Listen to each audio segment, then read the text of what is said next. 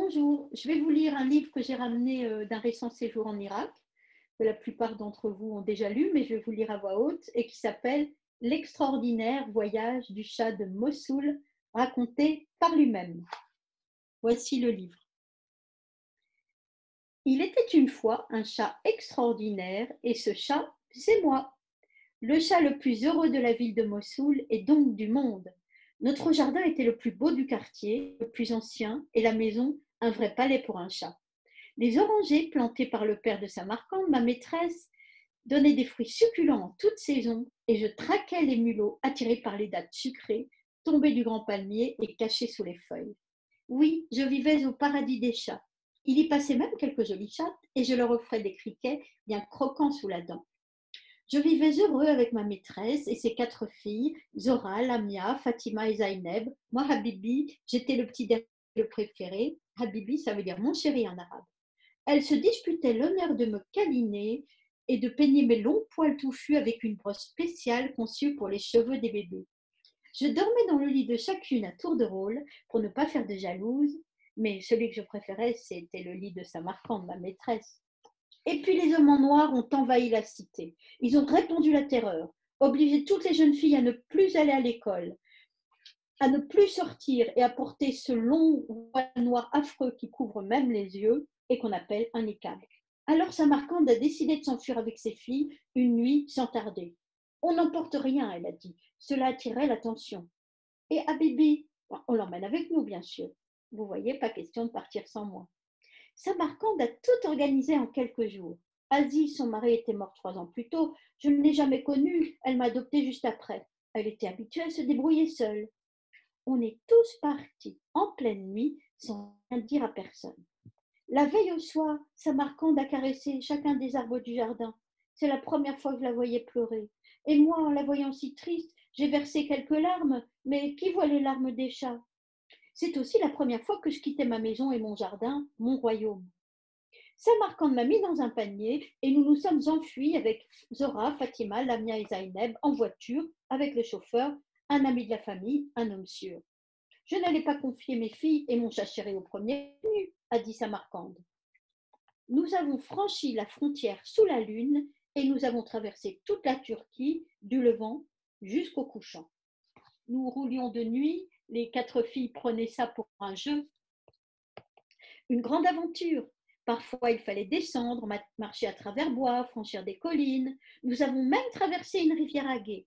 Et là, ma maîtresse a posé mon panier sur sa tête. Ça secouait drôlement. Entre-temps, en temps normal, j'aurais miaulé à tous les diables. Mais là, je n'ai rien dit du tout. Nous avons eu beaucoup de chance. Le voyage s'est bien déroulé. Souvent, ça se passe plus mal, mais nous étions sous une bonne étoile. On dormait sous une tente et moi je grimpais aux arbres, attachée à une laisse que Samarcande avait nouée à son poignet. Ne t'éloigne pas, Habibi, elle disait tout le temps. Et moi, je lui léchais les doigts pour lui dire ne t'inquiète pas, je ne suis pas stupide, qu'est-ce que tu crois? Parfois, on croisait beaucoup de monde, mais on restait toujours ensemble. Pas une fois nous n'avons été séparés. Samarcande, ancienne maîtresse d'école, y veillait. Un matin, nous sommes arrivés devant une immense étendue d'eau, sombre et agitée. Ça m'a pris le bras, elle m'a dit, tu vois, Habibi, ça, c'est la mer. Là, de l'autre côté de l'eau, sur une île qui s'appelle Lesbos. Les 4 sœurs se tenaient par le bras sans rien dire. Elles savaient toutes nager, une chance. Samarcande leur avait apprêté dans la rivière. Vous voyez, ça c'est un des plus beaux dessins du livre. Un cadre a débarqué bien trop chargé, mais ma maîtresse a veillé à ce que ses filles restent bien groupées, reliées les unes aux autres par une corde que chacune a nouée à son poignet. Elle a posé mon panier sur ses genoux. Au beau milieu de la traversée, le canot s'est mis à tanguer, tanguer. On a cru notre dernière heure arriver. Tout le monde criait, sauf nous. Surtout rester calme, répétait Samarcande. Par chance, la mer a lissé ses vagues, le bateau a repris son cap et nous sommes enfin arrivés jusqu'à l'île. Là, Samarcande a déposé mon panier à l'abri derrière un rocher avant d'aller aider ses filles. Elles étaient toutes grandes, mais j'avais encore besoin de leur maman, surtout la dernière, Zainab. Posé de travers, mon panier s'est ouvert. Alors je suis sortie pour me dégourdir les pattes, chercher une souris pour l'offrir à Samarcande et faire le tour de l'île. Mais quand je suis revenue, un gros poisson dans la gueule, Samarcande et les filles n'étaient plus là.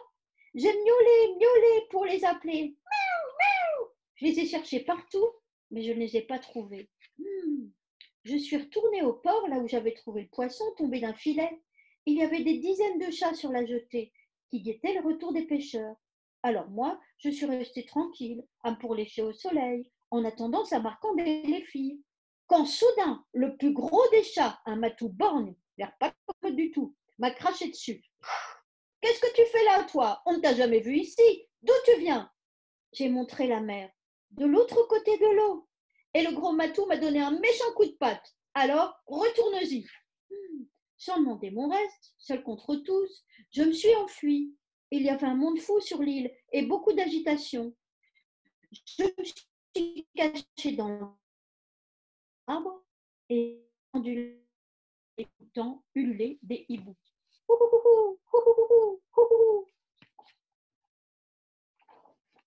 Plus tard, j'ai su que Samarcande et les filles m'avaient cherché partout. Puis, ne m'ayant pas trouvé, ils étaient repartis la mort dans l'âme avec une association humanitaire. Anna, une fille blonde et gentille, avait promis à Samarcande de me retrouver. Je prendrai soin d'Abibi, j'adore les chats. Mais quand elle a fini par me dénicher un soir sous une barque, ma famille était déjà loin. Je suis restée avec Anna dans sa chambre pendant plus d'un mois. Avec elle, j'étais bien, comme à la maison. Je lui tenais compagnie, soir et matin. Je jouais avec ses longs cheveux blonds, des rayons de soleil.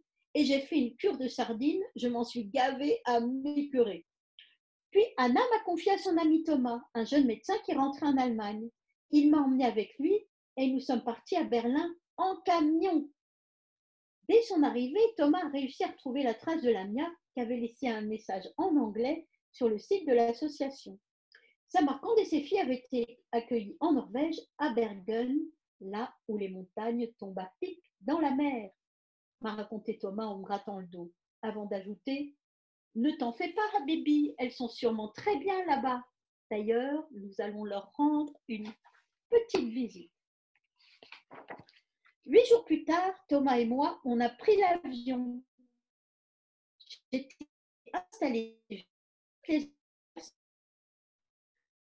pris un taxi et pour finir, Thomas a frappé à une porte rouge comme une cerise. Toc, toc, toc.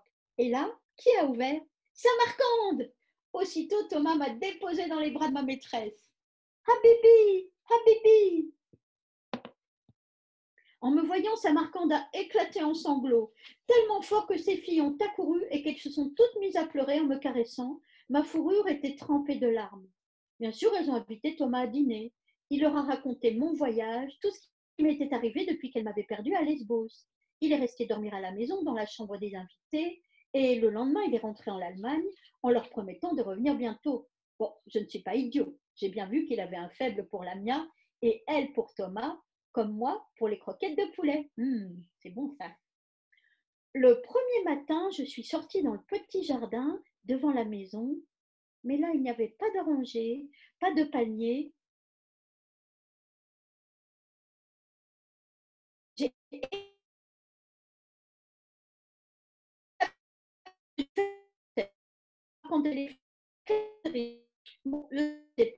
mais je n'ai pas peur, Habibi. Ça s'appelle la neige.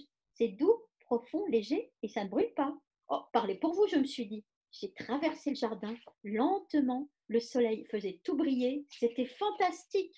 J'ai vu un tronc noir, j'ai planté mes griffes et j'ai grimpé dans l'arbre couvert de neige. Et puis un jour, la neige a fondu. Le printemps est arrivé. Dans le ciel, il y avait plein d'oiseaux et j'ai attrapé mon premier mulot norvégien. Je l'ai posé sur le lit de Samarcande. Il bougeait encore, alors elle l'a relâché. Quel jardin je préfère? Celui de Mossoul ou de Bergen? Difficile de choisir, les deux ont leur charme. À Mossoul, il y avait du sable, des dattes et des oranges. À Bergen, il y a des fleurs, des pommes et des fraises des bois. Et puis les filles sont retournées à l'école. Elles s'habillent comme ça leur chante, en jupe, en pantalon, avec des t-shirts de toutes les couleurs. À Bergen, les voiles noirs ne sont plus qu'un cauchemar. Ici, libres et joyeuses, elles se sont vite fait de nouveaux amis. Et Samarcande? Eh bien, elle a ouvert un petit restaurant où elle fait de la cuisine irakienne très appréciée, comme à Mossoul. C'est bon ça. Du riz au pistache, des légumes farcis, des boulettes à la tomate. Un délice. Il y a du monde tous les jours. Et moi, j'ai un nouveau travail que je prends très à cœur. J'accueille les clients en ronronnant. Ils disent: «Quel beau chat, vous l'avez trouvé ici?» Samarcande hoche la tête, les yeux brillants de larmes. Elle raconte mon histoire, mon extraordinaire voyage depuis l'Irak jusqu'à la Norvège, pas aussi bien que moi bien sûr. Et moi, pendant ce temps-là, je lui lèche les dos. Alors ça n'est pas tout à fait fini. Ensuite, il y a une carte pour retracer le périple d'Adibi et de ses maîtresses. Aussi incroyable qu'elle puisse paraître, cette histoire est vraie. En 2015, en effet, une mère et ses filles ont fui Mossoul, la deuxième ville d'Irak, envahie par Daesh, en emmenant avec elles leur chat Angora. À Lesbos, elles l'ont perdu et elles sont reparties la mort dans l'âme. Un beau jour, un jeune Allemand a frappé à leur porte à Bergen, en Norvège, où elles avaient fini par trouver refuge, et il y avait leur chat. Dans un séjour en Irak, que j'ai entendu leur histoire, j'ai tout de suite pensé à en faire un album afin de parler autrement des migrants, aux enfants et à leurs parents, d'une façon plus légère et joyeuse, moins tragique que celle dont on a l'habitude. J'ai juste changé les prénoms. C'est mon amie Samarcande, magnifique femme de théâtre qui travaille avec les enfants des rues à Bagdad, qui m'a prêté le sien et je l'en remercie. Je dédie cette histoire au peuple irakien, à son courage formidable, en particulier aux femmes et aux enfants, et bien sûr à mes amis les chats du monde entier. Et voilà, la lecture est finie. À bientôt.